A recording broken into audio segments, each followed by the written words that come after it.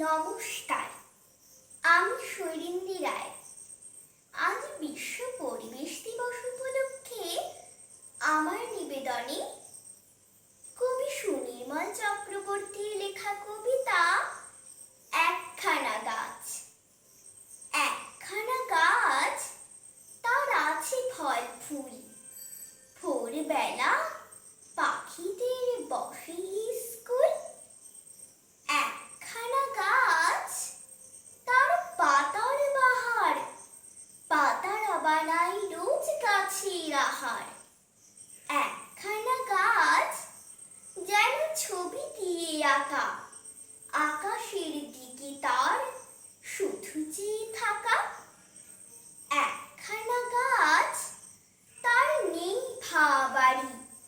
ডাল আর পাতা নিয়ে তার ঘর বাড়ি।